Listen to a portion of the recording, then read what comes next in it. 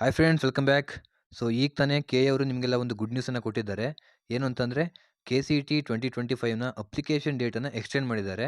So ಈಗೇನು 18ನೇ ತಾರೀಕುವರೆಗೂ ಏನಿತ್ತು application date, so ಇವಾಗ 24ನೇ ತಾರೀಕುವರೆಗೂ ಎಕ್ಸ್ಟೆಂಡ್ ಮಾಡಿದ್ದಾರೆ. ಫೆಬ್ರವರಿ 24ನೇ ತಾರೀಕು ರಾತ್ರಿ 11:59ರವರೆಗೆ ಎಕ್ಸ್ಟೆಂಡ್ ಮಾಡಿದ್ದಾರೆ.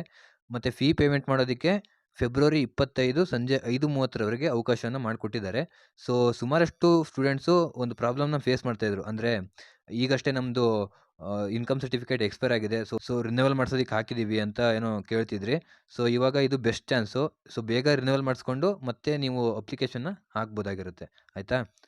ಸೊ ಈಗಾಗಲೇ ಹಾಕಿರೋರು ಅದನ್ನ ಸೇವ್ ಮಾಡಿರ್ತೀರಲ್ವ, ಅದೇ ನಿಮ್ಮ ಅಂತಿಮವಾಗಿ ಸಬ್ಮಿಷನ್ ಆಗಿರುತ್ತೆ, ಆಯಿತಾ? ತಲೆ ಕೆಡಿಸ್ಕೊಳೋದು ಏನು ಬೇಕಾಗಿರಲ್ಲ.